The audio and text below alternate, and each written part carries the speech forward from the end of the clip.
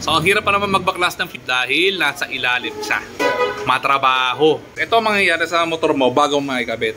Today, magsasalpak tayo na upgraded gas tank doon sa Sniper 155 natin. Kasi ang alam ko para mga 4.5 lang yata yung stock na gas tank nito. So mag-upgrade tayo kasi kapag nag-long ride medyo nakukulangan ako. Dahil lagi ako nagpapagas. So iwasan natin yung lagi nagpapagas and then yun, para mas mahaba yung long drive natin. So bali ito yung ating ipapalit na gas tank doon sa ating Sniper 155. Ayan.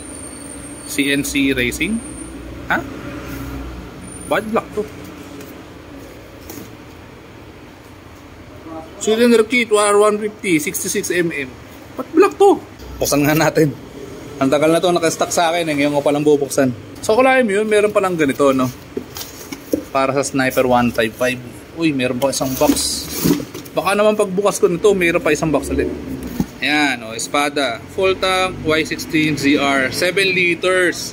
So, 7 liters yung magiging gas tank natin ngayon. Buksan ko lang saglit. So, ito na siya.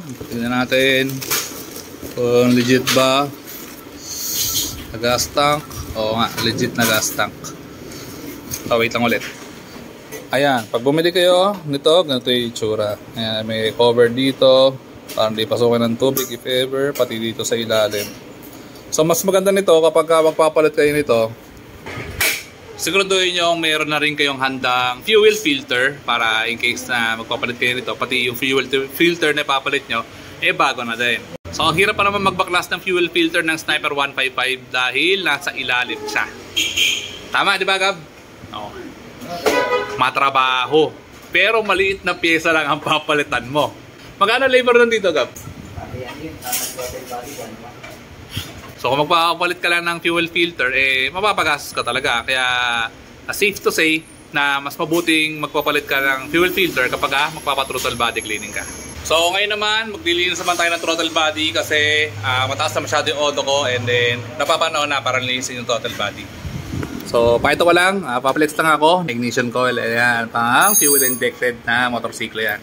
So since papaklasin naman lahat, papadamay na natin yung ating air filter. Tignan na natin kung madumi na. Siyempre papalinis na rin natin para isang baklasan na lang talaga. Kung makapalit kayo ng gas tank na upgraded na 7 liters, ito ang mangyayari sa motor mo bago makikabit. So babaklasin mo yung side fairing hanggang dito sa gitna, pagkabila, and then tsaka mo palang mahuhugot itong mismong tangke. So ganoon kadugo kapag magpapalit ka ng gas tank. Pero kung pagpapalit ka ng gas tank, isabay mo na rin yung throttle body cleaning para isang baklasan na lang lahat. Hindi sayang yung bayad mo, di ba? Sulit. So, ipanglilinis natin sa ating throttle body, itong carbon clean. Isang ganito lang, sapat na. Lilinisin muna natin yung una, yung manifold, gamit yung carbon clean ng Pyto. Nakakuha tayo na fuel filter para sa ating 7 liters na gas tank. Tapos, pang Sniper 150 to at pwede siya sa Sniper 155. So, ito naman yung itsura ng ating fuel filter. Ayan. Kita-kita nyo naman, itim na. So, quality na siya talaga. At lahat ng goma na nakakabit dun sa stock na gas tank nyo, kailangan nyo ilipat dito para naman hindi umuuga yung gas tank nyo kapag pinalit nyo na to. At yun na nga, sasalpak na natin yung ating fuel pump. Kasama yung bago nating max RPM na fuel filter. So, itong bracket na nakapatong dito sa stock na gas tank, hindi mo na to makakabit. Alam mo kung bakit? Sige, testingin natin. So, ipatong natin dito. Tapos, tignan mo kung gaano kalayo yung pagitan niya doon sa mismong gas tank. Kung saan mo siya itutornilyo. So, talaga matatanggal na to. And wag naman kayo mag-alala kasi ito yung pinaka-damper ng upuan mo. Which is meron na rito sa pag bumili ka ng upgraded na gas tank. Dahil nakabitaan natin yung ating upgraded na fuel tank which is 7 liters. Ang gagawin natin, dahil marami akong gasolina nang natira dun sa aking stock gas tank, susukatin natin siya by a beaker.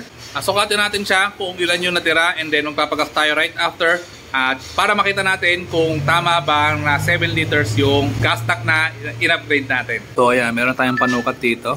At kung duda kayo, ako na susubok kung talagang legit pang 7 liters yung tangke na binili ko. So isa, dalawa, tatlo. Sinalin natin ay saktong 3 liters and then dapat pag nagpakan ka tayo mamaya, meron tayong 4 liters pa dapat na ikakarga. So So, samahan nyo ako. Ibabalik lang namin yung kahan nito and then pagpagas tayo mamaya to see, isasakto siyang 7 liters.